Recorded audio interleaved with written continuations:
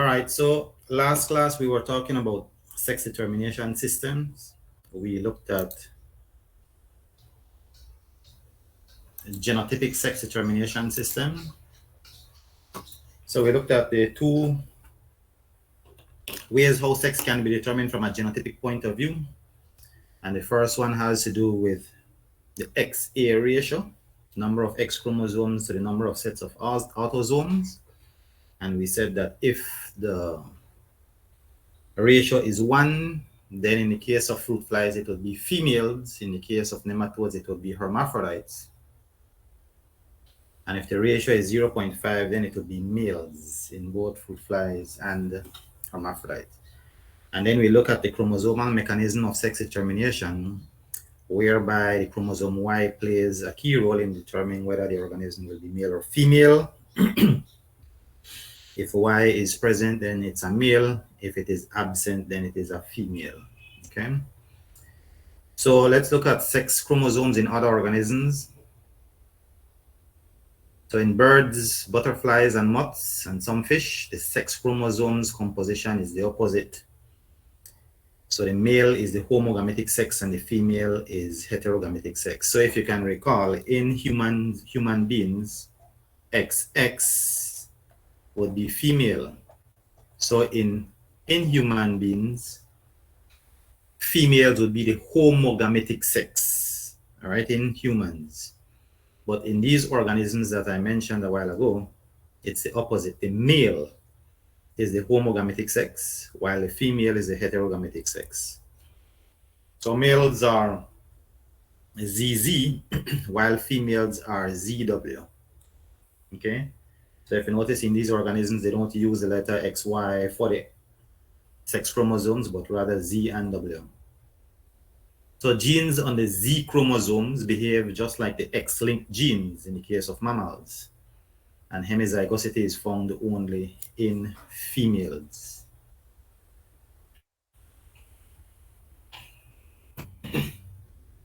Higher plants. Higher plants. When we use the term higher plants, what are we referring to?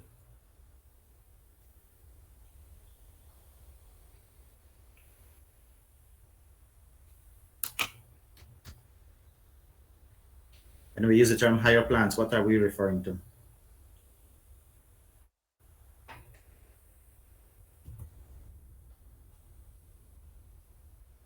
Anybody? You all did this in biodiversity last semester. Madison says vascular plants. Anybody else?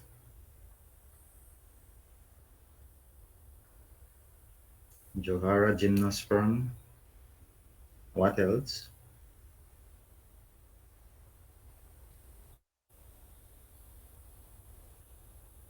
Johara angiosperm. You can recall last semester we said land plants are divided into 4 major groups. We have bryophytes and pteridophytes. Collectively, these two groups are considered lower plants. And then we had gymnosperms and angiosperms, and collectively they are referred to as higher plants. So when we use the term higher plants, we're referring to gymnosperm and angiosperm, which are vascular plants. So higher plants exhibit varied sexual situations. Some species, such as the ginkgo, papaya, and marijuana, have plants of separate sexes, with male plants producing only stamen and female plants producing only pistil. And so these species are called dioecious.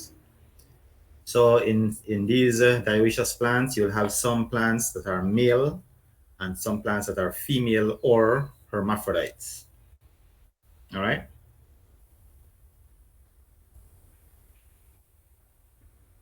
If the sex organs are in the same flower, the plant is said to be hermaphroditic. And the flower is said to be a perfect flower. If the sex organs are in different flowers on the same plant, then it is said to be monoecious. All right. Such as corn.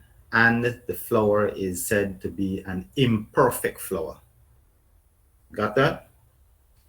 So you have cases whereby produce two types of flowers, flowers that have the male sex organs and other flowers with the female sex organs. These can be produced on the same plant. And so those will be monoecious plants. And the flowers would be considered imperfect flower. Okay. Okay. So we've covered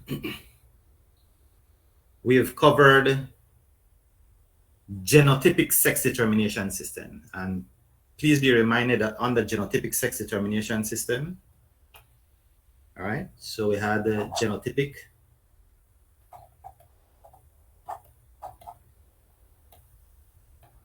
sex determination system. And under this, we had two. We had the one that was the X to A ratio. And then you had the chromosomal mechanism of sex determination, whereby the Y chromosome, the presence or the absence of the Y chromosome played a key role. Okay, so that was genotypic sex determination system. Now we move on to number two, which is phenotypic sex determination system. So the environment plays a major role in this system. For example, in the marine worm, which is Bonilia, the genus Bonilia, the free swimming larval forms are sexually undifferentiated. And that is saying that sex here is not determined at the time of fertilization, as in the case of genotypic sex determination system. So in these particular organisms, at the time of fertilization, these are undifferentiated. So they haven't determined whether they'll be male or female as yet. All right, that's the reason why it says the free swimming larval forms are sexually undifferentiated. If the individual settles down alone, it becomes a female. If a larva attaches to the body of an adult female, the larva will differentiate into a male. Thus, sex differentiation is not determined at fertilization by some genetic component, but rather is directed by environmental factors. All right, so just imagine that you have this larva from this particular marine worm. It settles to the bottom of that water body, becomes a female, but if it settles on top of the body of an adult female, then it differentiates into a male. All right, so here you have this marine worm, Bonilia viridis. All right, so those larvae that reach sea bottom develops into females, and those larvae that land on top of female's body develop into parasitic male who live in the female's reproductive tract. Other examples of organisms that determine sex based on environmental conditions. Here you have some examples. In the case of turtles, it says sex is determined by the temperature the eggs are incubated. So it all depends on at what temperature the eggs are incubated that will determine whether it will be male or female. So it says in the red-eared slider turtle, eggs above 30 degrees Celsius produce all females. And in the snapping turtle, eggs below 22 degrees Celsius or above 28 degrees Celsius will be females. So between 25 and 27 degrees Celsius, males predominate. All right, so these are some examples where phenotypic sex determination applies. All right, so it all depends on environmental factors that determine whether the organism would be female or male. And bear in mind that at the time of fertilization, that point in time, sex is not determined. So these will be undifferentiated until some environmental factor kicks in. All right.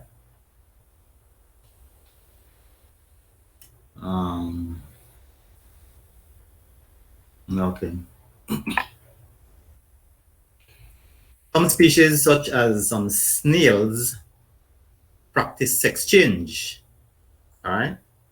So some species of snails practice sex change. So the adults start out as males, and thereafter become females. In the tropical clownfish, which I'm sure you guys are familiar with, the dominant individual in a group becomes female while the other ones are male. So in this particular case, the behavioral characteristics of these organisms determine their sex. So in a group of clownfish that is undifferentiated, the one that shows dominance, the one that shows that leadership, all right, the one that shows that bossiness becomes the female. And so the other ones just follow and become male. What a hell of a thing. Modifications of dominance relationships. Folks, do you understand phenotypic sex determination system? All right, so we looked at genotypic sex determination system, and under this we have the two that I just mentioned, and then the second one would be phenotypic sex determination system, right? Whereby environmental factors play a key role in deciding what sex the organism will be. Okay, any questions with respect to this?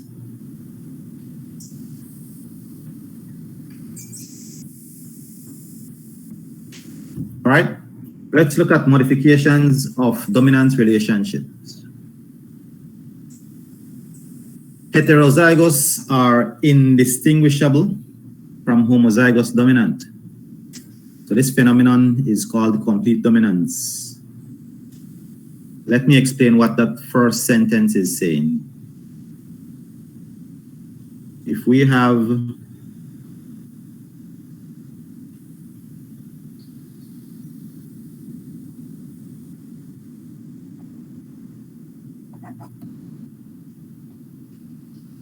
let me use a different example.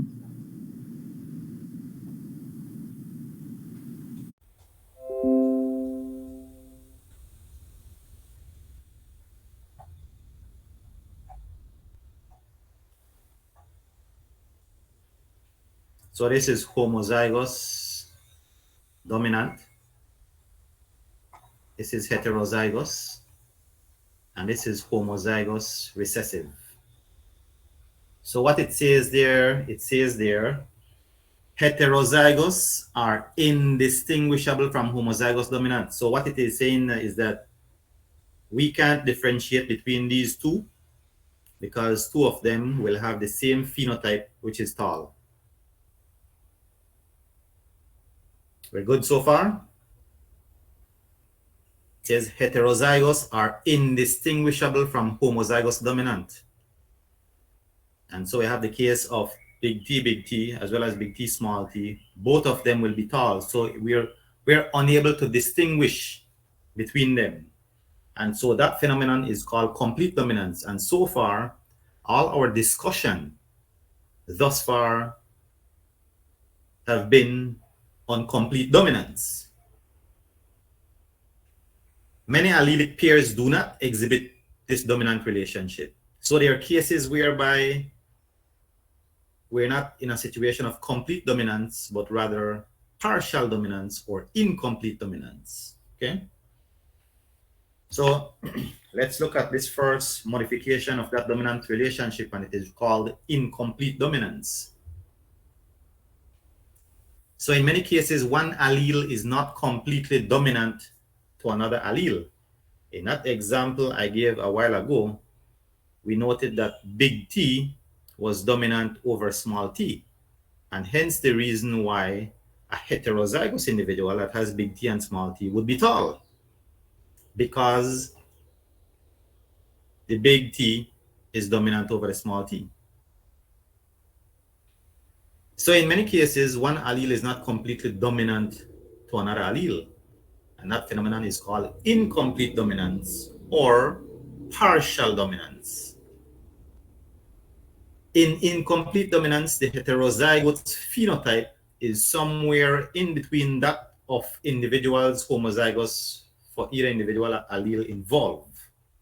So what this is saying, that in the case of incomplete dominance or partial dominance,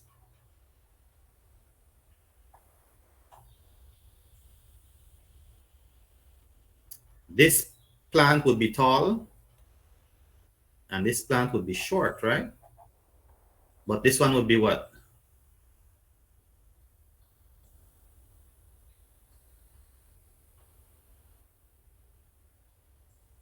In the case of incomplete dominance, in the case of incomplete dominance or partial dominance, the heterozygote would be what? What would be the phenotype of the heterozygote?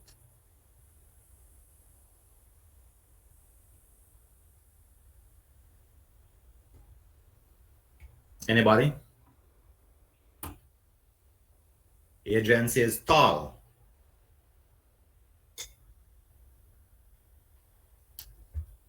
Any other answers, or we agree with Adrian?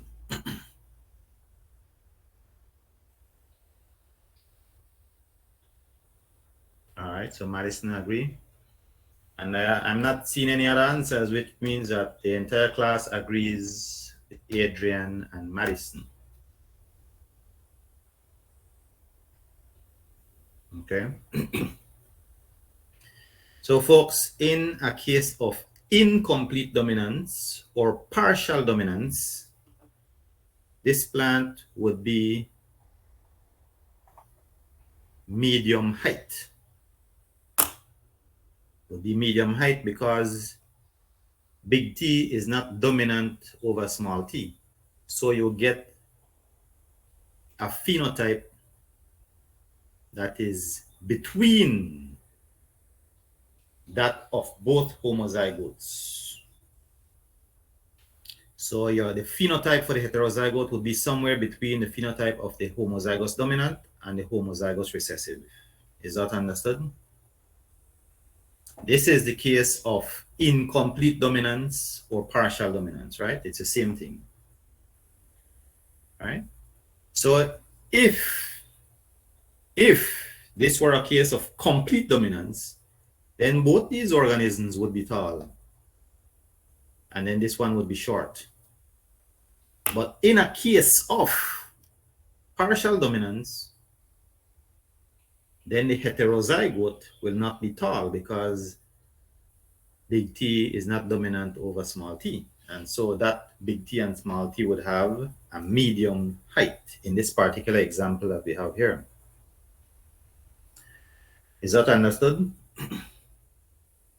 I will cite several examples of incomplete dominance. All right. Here is the first one. It's called this Andalusian fowl. All right, which is a cross between these two. It says an Andalusian blue cannot be true breeding because it is heterozygous. So a cross between two. So when you cross two of these heterozygous, it will produce black, Andalusian blue, and white in a ratio of 1 to 2 to 1. All right, so we can look at that. So let's assume we're going to cross two Andalusian blue. We'll use B for black, and then small b will be white, which means that the Andalusian blue will be heterozygous. All right. So what it says that when you cross two Andalusian blue, what would we get? One black,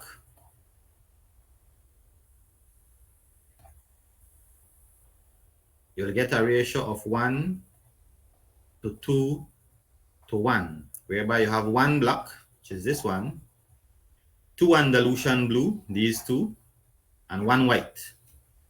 That is what that is saying. All right. Is heterozygous. So a cross between two heterozygous will produce black, Andalusian blue, and white in a ratio of 1 to 2 to 1. Okay. Here we have a case of flowers, whereby cross red and the white. And instead of getting all reds because of dominance, all right, you get pink, which is somewhere in between these two. And so this is an example of incomplete dominance or partial dominance. So if this were a case of complete dominance, just from the mere fact that you have a big R in the progeny, all these flowers would have resulted in being red if we were in a case of complete dominance. All right, is that understood? So in a case of complete dominance, because there is a dominant allele, all the progeny from the F1 generation would have been red. But from the fact you see that the progeny has a phenotype that is somewhere in between the two from the parent generation, then you know that this is a case of incomplete dominance or partial dominance. Is that clear? So there are many other examples of incomplete dominance, and it is very common in human beings. If you look at this couple here to the left, all right, there are several traits in human beings that would show incomplete dominance. These traits would include, for example, skin color. All right, so notice that the son has a complexion that is somewhere in between the father and the mother. So that would be an example of incomplete dominance. Another trait could be the texture of the hair. All right, that could be another case of incomplete dominance, whereby it is somewhere in between. Okay, so there are many human traits that are incomplete dominance, meaning that it would be somewhere in between that of both parents. All right, and it happens in animals as well. Here you have a chestnut horse crossed with a white horse, and it gives you Roan horse, which is somewhere in between these two from the P generation. Is that clear? Any question with respect to incomplete dominance? So if I'm to give you a question and say, do a cross and tell me what is the outcome, I would have to specify if it's a case of complete dominance or incomplete dominance, because the results would vary if it is complete or incomplete dominance, like I mentioned with the rose. So those roses, if it were a case of complete dominance, all those roses from the F1 generation would have been red. But because we're talking about a case of incomplete dominance, then all the roses from that F1 generation turned out to be pink. So if I give you a cross to do and ask you what is the outcome of that cross, I would have to specify if it's a case of complete dominance or incomplete dominance. Okay? So pay keen attention to that. Any questions?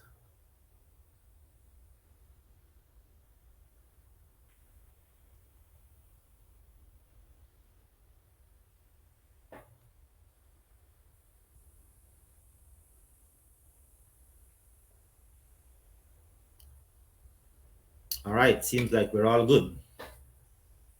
Let's look at the other modification of the dominance relationship, and that is codominance. So codominance is another modification of the dominance relationship. In codominance, the heterozygote exhibits the phenotypes of both homozygotes, and that's a difference. And we'll cite some examples so you'll get a clear understanding of the difference between incomplete dominance and codominance. So remember that in incomplete dominance, the heterozygote had a phenotype that was somewhere in between. In the case of codominance, it will express the phenotypes of both parents. All right. I will cite some examples, several examples of codominance in just a few, but there is one example of codominance in human beings, and this is the one and only example in human beings, which has to do with the ABO blood series. So you have heterozygous individuals expressing both A, they have the two alleles, allele A and allele B, and so their blood type would be AB. All right.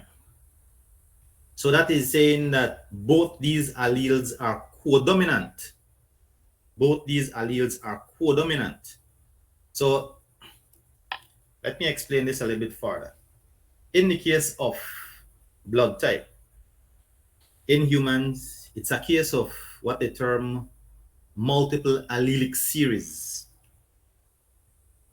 So even though we as human beings, we are diploids, and so you have two options, for example, for a trait, tall, short, odd color, green or yellow. So you usually have two options, all right, two versions of that gene. But in this particular case of blood type, where it is multiple allelic series, you have three different alleles that can determine your blood type. So allele A, allele B, and allele O. However, even though there are three alleles, you can't have more than two. We are diploid, so we will only have two alleles. So take note of the first row here. Someone who has two alleles of two O's would have a blood type of O. So if you're O, whether positive or negative, your genotype is OO. Someone whose genotype is A and A will have blood type A.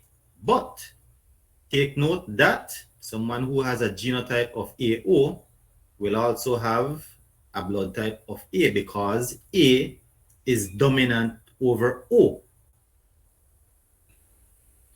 Similarly, in B, if you have a genotype of BB, of course your blood type will be B. But if your genotype is BO, your blood type will also be B because B is also dominant over O. Now, what if you have the two alleles that are AB, A and B? In this particular case, neither allele is dominant over the other, and so your blood type would be AB. So this is a case of codominance. Codominance, where both alleles must be expressed because neither is dominant over the other. All right? I want you to take a good look at this chart. Look at the genotypes and the phenotypes. Okay? Take a good look. Here goes the question.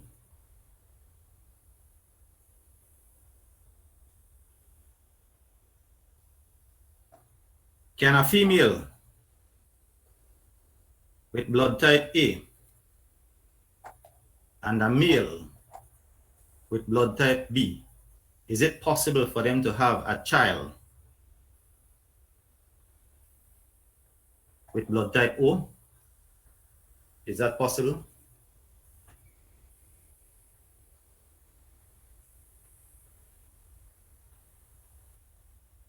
Sir, I'd say 25%. Go ahead, Wilbur.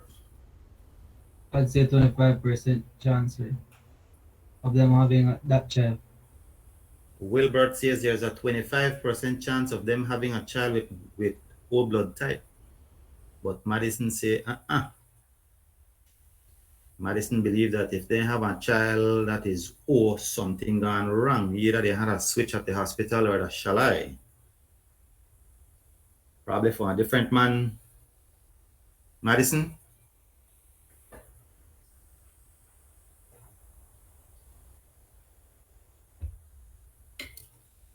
I need to hear from you guys. I hear.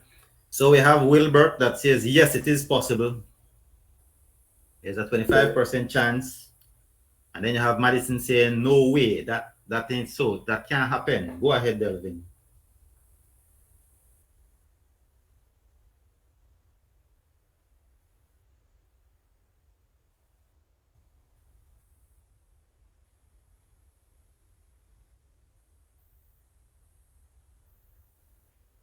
You would say it is not possible?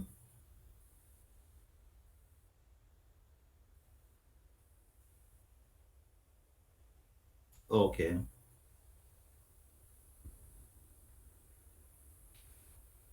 Ziani says and Janelle says, yes, it is possible. So you have to try to figure out how this is possible. Anybody else?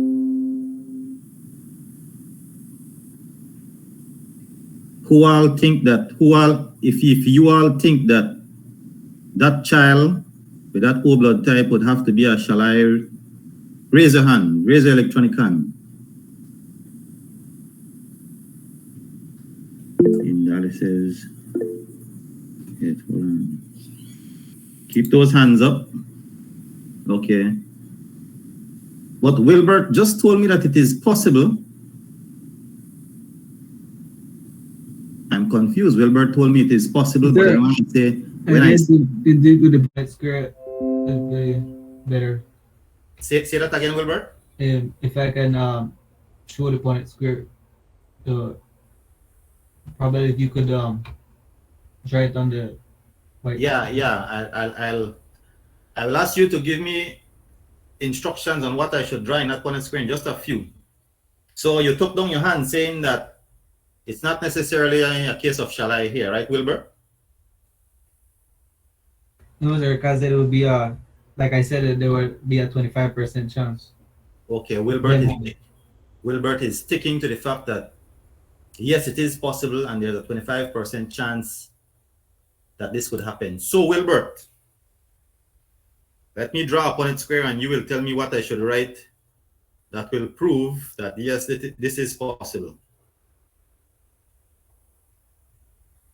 Tell me what I should write. Sir, so at the top it would be AO. A and O. Hold on. Like that, right? Yes, sir. And on the side? BO.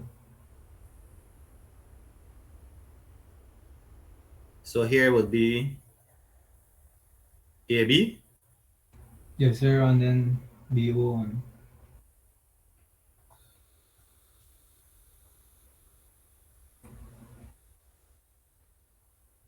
So you're saying right here, there's this 25% chance that yes, that could happen? Yes, sir, that's the indication right there. Okay. Are you guys seeing this Punnett square and Wilbert's explanation that yes, it is possible for a mother with blood type A and a father with blood type B to have a child with O blood type? Because remember here, B is dominant over O. So this genotype is expressing the B blood type. And at the top, A is dominant over O. So that genotype is expressing the A blood type. Is that understood? So the answer to my question is like what Wilbert says. Yes, it is possible. All right, that parents with A blood type and B blood type could have a child with O blood type. Let me ask you another question.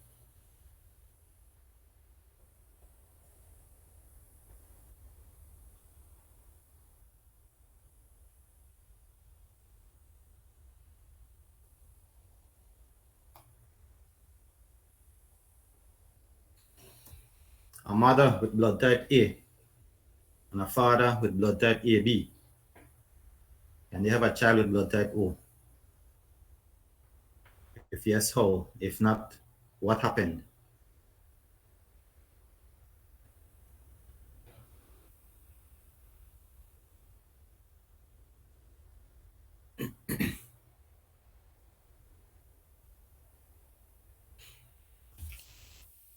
Is this possible?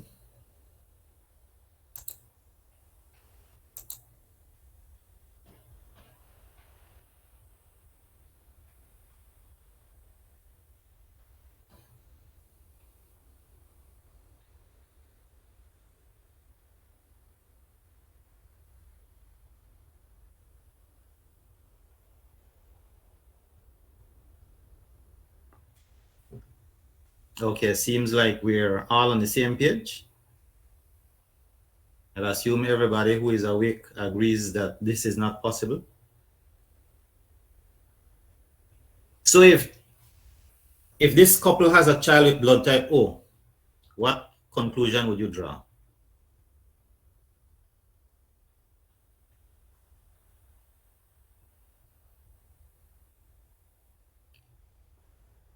There are several conclusions that you can actually come up with.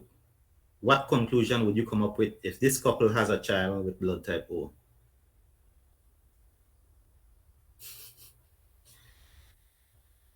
All right, Justine said our next man picked me. Adrian said not theirs. So what happened?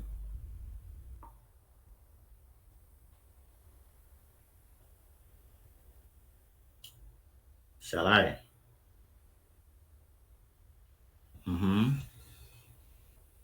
Only that? There are some other conclusions that could be a possibility.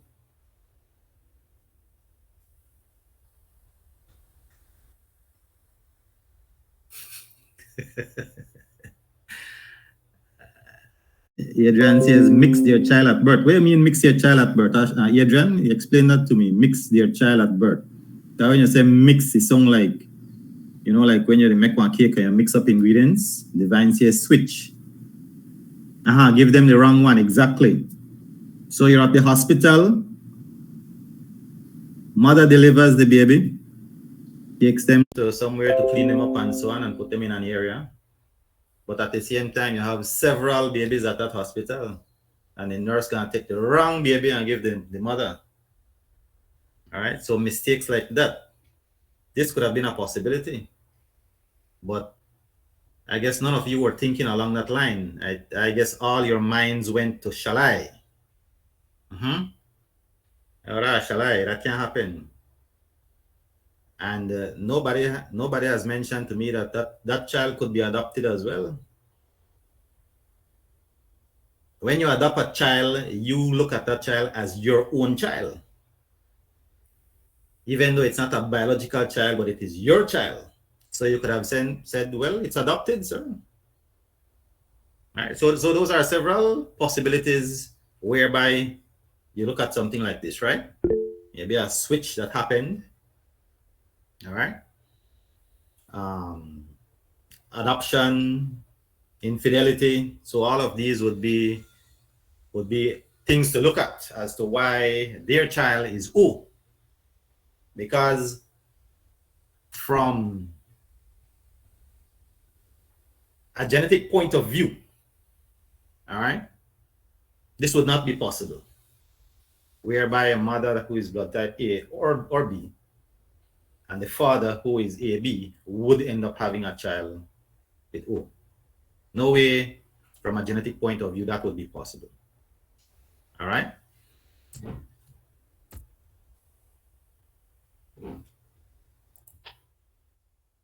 So blood typing is the determination of an individual's blood group, and the analysis of blood group inheritance are sometimes used in legal medicine in cases of paternity or maternity and baby switches. All right. So when you have a case and you want to go the legal route, then you have to look at doing some DNA testing to find out because if it's a baby switch, then that baby's DNA would not even match that of the mother. All right. So in these cases, genetic data cannot prove that he or she is indeed the parent.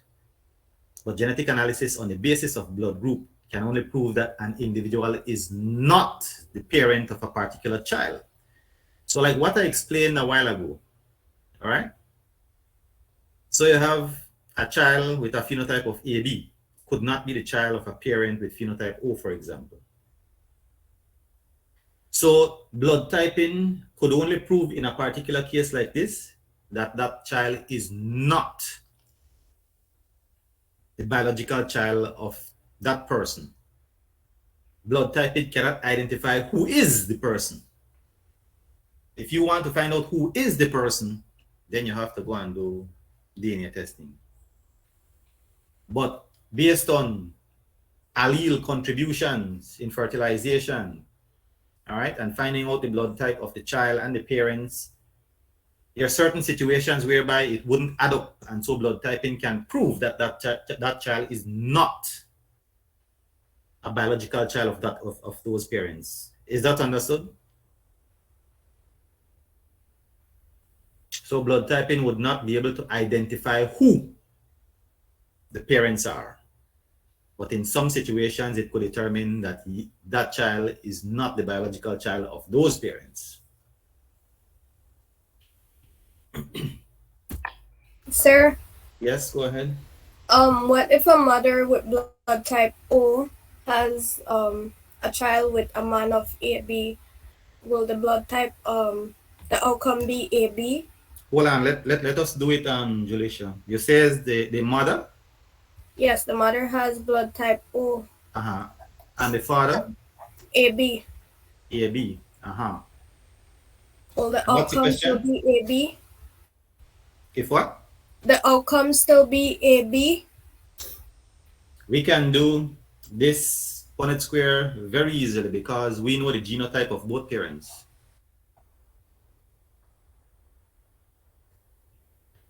So Jolisha says that the father is AB and the mother is O. So here you have A, B, A, B. Means that 50% of their progeny would likely have A blood type, while 50% would have B. So in this particular case, there is no chance that these two couples could have a child that is AB. So there is no chance that this couple here, the female being O and the father being AB, there is no way that they can have a child that is AB. Because remember, the female being O will contribute only O alleles, as seen there in the Punnett square.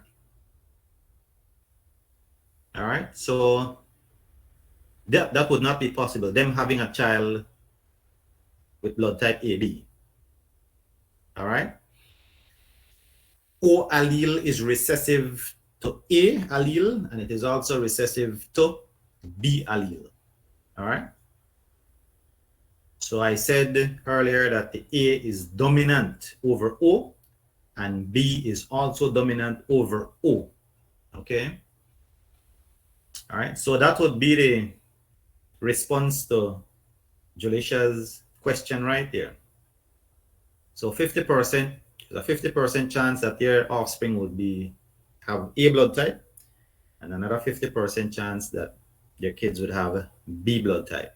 No chance of them having a child with AB blood type.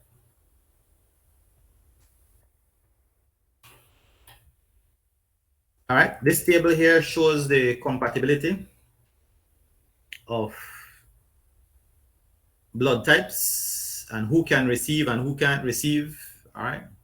So if you notice that if you're O negative, way at the bottom there, you're in a sad group that you can only receive blood from O negative. All right.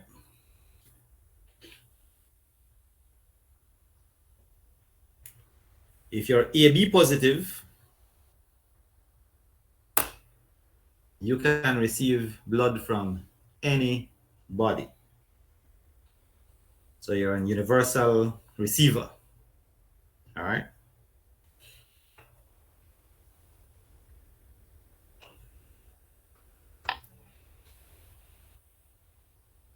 All right. So we were talking about codominance, and that is an example. The blood type is a codominance whereby for those who are blood type AB, you are expressing both alleles, allele A and allele B, so that is codominance. But we can also see codominance in plants and animals as well. And here is a case whereby you have flowers.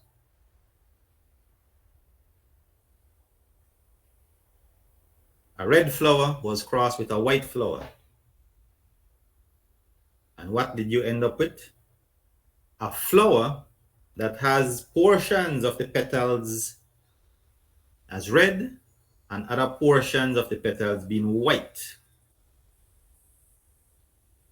And so the offspring of this cross is expressing the phenotypes of both parents. So you understand the difference between codominance and incomplete dominance, because if this was a case of incomplete dominance, then that flower that you see at the bottom there, the entire flower would be pink. That would be a case of incomplete dominance. But the fact that the progeny is expressing the phenotype of both parents, then this is a case of codominance. All right, and it occurs in animals as well. All right, so here you have a cow and a bull. Some students, whenever I ask them to do a cross for me, sometimes they tell me, sir, if you cross one white cow and one black cow, you're going to get a gray cow. I'm not sure how that would be possible, because I think somewhere in the mix you need a bull, right? So you can't cross two cows. I could have taken off points for that, but I don't. I just smile it off, right? So you can't cross two cows and get one cow. You need a cow and a bull and to get the offspring. So what you're seeing here in this picture is a cross, and the progeny expresses the phenotype of both parents. All right. So you see white here and you see brown up there. So a case like this is a case whereby it is codominance. There is another case of codominance, and it can be very tricky. For example, if you cross two animals, let's assume one with white fur and one with black fur. From a distance, it would appear like it's gray. But when you actually go closer to that animal, you realize that it's not gray. It is because you do have some fur that are black and some that are white. All right. And so from a distance, it actually looks gray. So if you do a close examination and you see the phenotypes of both parents, for example, black fur and white fur, then that would be a case of codominance. But if the fur of the offspring is actually gray, then that would be a case of incomplete dominance. I hope you guys understand what I'm saying. All right. So here I have this diagram whereby we have on the left incomplete dominance, all right, and on the right codominance. So these two at the top, all right, let's look at the top. That red flower, if crossed with a white flower, if it gives this pink flower, then that's a case of incomplete dominance or partial dominance. However, if it gives a flower like what you see here on the right, whereby both phenotypes are expressed, so you have the red flower, the red portion of the petal and the white portion of the petal, then this would be a case of codominance. Is that understood? Do you all understand the difference between incomplete dominance and codominance?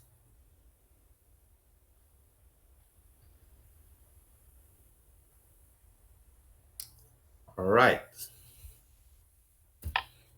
So that puts us in a position for test number 1, which will be tonight. No, I'm only kidding. It will not be tonight. It'll be next week Thursday. So for this week, you don't have any evaluations for me. Nothing tonight. So test number 1 will be a post-independence treat from me to you. So hopefully on Wednesday, Independence Day, you don't go and overdo it and get drunk and then have Goma on Thursday. Because Thursday you need to be in your right mind and senses to do test number 1. It will be Thursday night, same time. When did I say? We're going to open it from 4 p.m. and close it at 11 p.m. so that Shean can attend church services and pray for you guys. I hope that Shean prayers help you guys for test number 2. All right. I think it did because the results were fairly, they were good enough.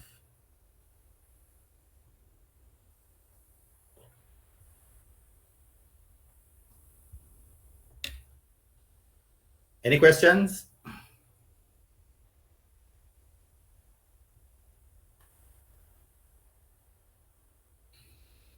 So the test number 1 will cover material from day 1 up to this point, excluding chi-squared and Hardy-Weinberg. So test number 1 will have nothing on chi-squared and Hardy-Weinberg. Is that clear?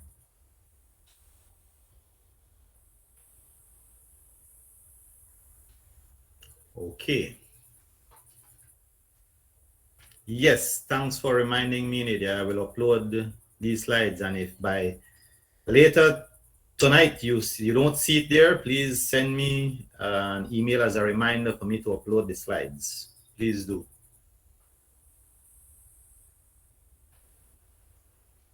All right, so it seems like we're all crystal clear on test number 1. I know that some people will be asking me later on, or early next week, sir, what will be on test number 1? Those are the ones that are probably not here because this class has a total of 52 students, but only about 32 or 31 are here. So I don't know, apparently the others started their independence celebration already. And those are the ones who will be coming and asking me, sir, what will be on test number 1? Too bad that they don't have a recording to go and look at, all right? And out of the 32, 33 that are here, maybe 15 of them are probably sleeping. And so I applaud you guys for staying up and listening to the course. At the end of the day, it's for your own good. All right, let's move on. Genetic linkage. Genes on the same chromosome are called the linked genes and are said to belong to a linkage group. So the number of linkage groups in an organism equals the haploid number of chromosomes, which means that humans would have 23 linkage groups.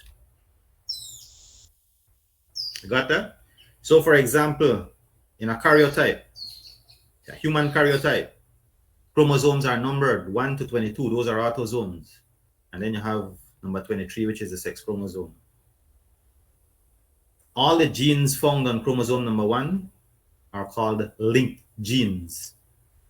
And so they belong to that same linkage group. So if you have a gene that is on chromosome number 1 and then you have another gene that is on chromosome number 5, those are not linked genes because they are found on different linkage groups. Okay? So humans would have 23 linkage groups. All right, so in this diagram, you see this is a chromosome here on the left that has gene number 1, and then this chromosome on the right has gene number 2, number 3, and number 4. So these genes these set of genes at different loci on that same gene are said to belong to the same linkage group, while gene number 1 is an unlinked gene from gene 2, 3, and 4 because it is found on a different chromosome. All right, so gene 1 is an unlinked gene. It's found on a different chromosome. Partial linkage in sweet pea. So a group of researchers discovered the first exception to the law of independent assortment of gene pairs. In their particular experiment, they cross purple flower with long pollen, excuse me, and that was crossed with red flowers and short pollen. Okay. If we were supposed to do a Punnett square on this particular cross, I will leave that as an assignment for you guys. Crossing a purple flower with long pollen and red flowers with short pollen. Remember that when you do your Punnett square, you have to mix up the alleles, right? We did a dihybrid cross during our last class. So it's just a matter of mixing up the alleles. So, for example, big P, LL cross with small p, LL, small l. All right? When you do your Punnett square,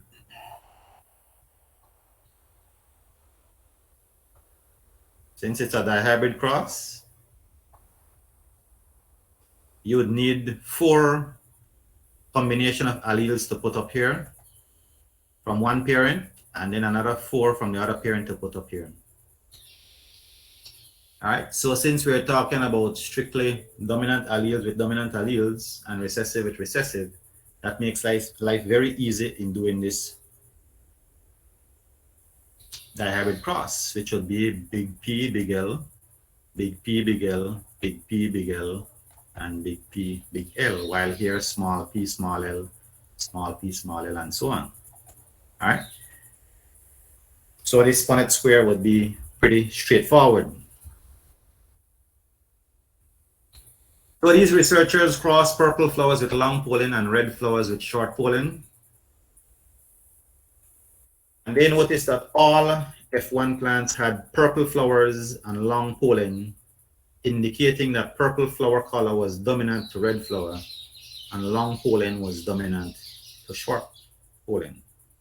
Okay, so if you had completed that dihybrid cross and that Punnett square that I drew there, you'd have realized that all 16 progeny from that dihybrid cross would have at least one big P and one big L, indicating that the purple flower is dominant to red flower and long pollen is dominant to short pollen. All right, so that was observations by these researchers when crossing these two plants, that all members from the F1 generation had purple flowers with long pollen, and that's a case whereby these two traits are dominant over the other two. Partial linkage occurs when homologous chromosomes exchange corresponding parts during meiosis through the process called crossing over. So if you can recall I think our very first class, when we talk about meiosis, we said that in prophase 1, there is where you have homologous chromosomes coming together in a process called what? What do you call that process where homologous chromosomes start to come together?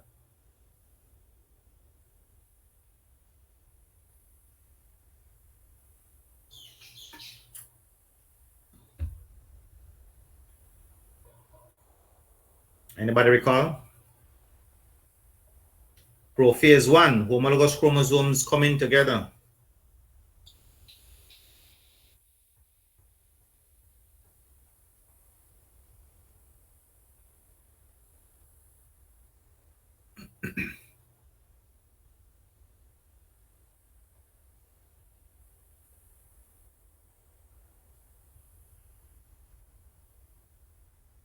it seems like out of the 32 or 33 now, we have about 25 sleeping. About 25 sleeping and the rest are awake. So nobody recall in prophase 1 when homologous chromosomes come together. That is referred to as pairing or synapsis. All right, so pairing or synapsis. And right after synapsis, there is where you have crossing over taking place or genetic recombination, where homologous chromosomes exchange corresponding parts. So what it says that when you have crossing over taking place, that is what leads to partial linkage. All right, so there is a connection between crossing over and partial linkage. Okay. So if we look at what happened when these two plants were crossed,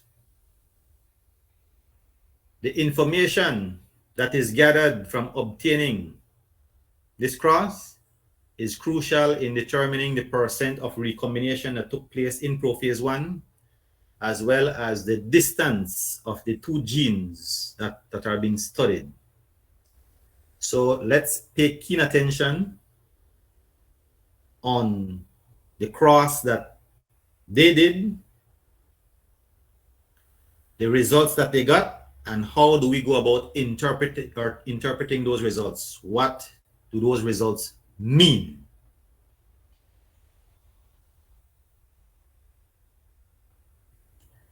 So we look at crossing purple flowers with long green and crossing red flowers with short green. Well, they observed that when you actually obtain the F2 generation, you'll get purple flower with long green, purple flower with short green, red flower with long green, and red flower with short green. So these researchers observed that after obtaining the F2 generation, they observed that 1,340 plants had purple flower with long green. And so those resemble one of the parents, right?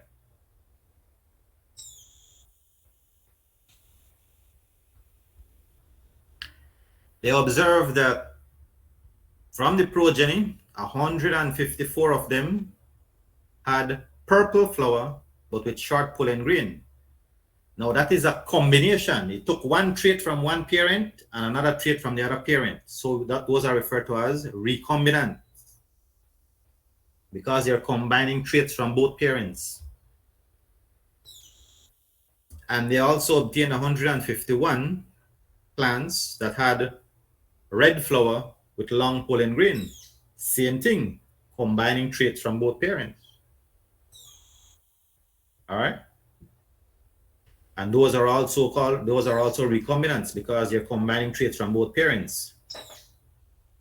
And then they observed 1,195 plants that had red flower with short pollen green. And those resemble one of the parents. So those are parental types, okay? So they obtain a total of 2,840 plants. Okay, so it says here the number of recombinant progeny divided by the total number of progeny times 100 will equal the map distance. So the total number of recombinants would be the 154 plus 151. So those were add up, because these are recombinants, 154 plus 151. And that gives us 305. So there were a total of 305 recombinants, meaning these plants from that progeny that showed a combination of traits from both parents. So You divide the number of recombinants over the total number of plants obtained, 2,840, times 100, and you get this number here, 10.7. What does that 10.7 mean? It means two things. The first is that it is 10.7 map units. Map units is the distance on a chromosome between genes. So the gene that is responsible for the flower color, whether it be purple or red, and the gene that is responsible for the shape of the pollen grain, those two genes are 10.7 map units away from each other. So that is the units used to measure the distance of chromosomes, of genes on chromosomes. So right here, 10.7 map units is the distance between these two genes studied. Which two genes? The gene responsible for flower color and the gene responsible for the shape of the pollen grain. That same 10.7 that we got here also refers to the recombination frequency. Remember, we talked about crossing over in prophase 1, right?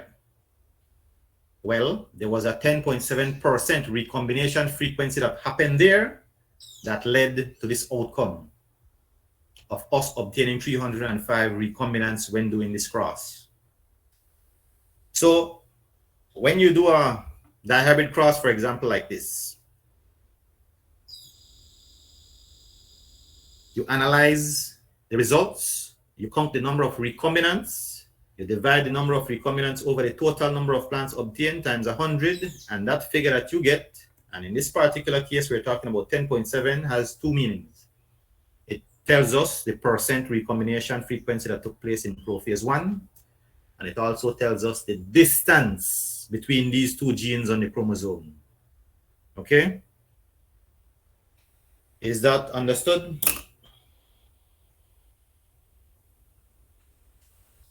Any questions?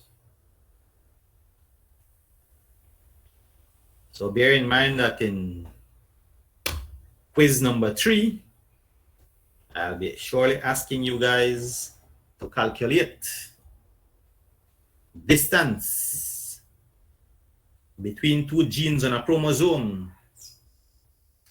To get the 305 in Dali, I added the total number of recombinants, and it will be here. See? We have the recombinants here. So it would be 154 plus 151, total number of recombinants. All right, if you notice in the results, there were 154 recombinant and then another 151, which were also recombinant. So add that up. That gives you the 305. The 305 would be the total number of recombinants, 154 plus 151. And that you divide over the total number of plants obtained times 100. And that figure that you get has two meanings. It represents the distance between these two genes on the chromosome, and it also represents the percent recombination frequency. All right, so that frequency, that recombination that took place in prophase 1, all right, where crossing over was taking place. Any questions? So for quiz number 3, trust me, you're going to have to calculate distance between two genes on a chromosome. I don't know how the other 20-something students who are not here will calculate it. Maybe they'll be able to figure it out, or with your help. Maybe you will help them and then they will end up getting higher than you. All right, any questions before we leave?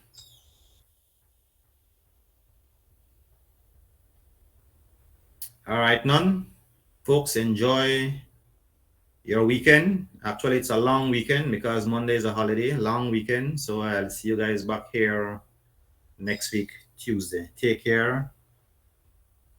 See you guys.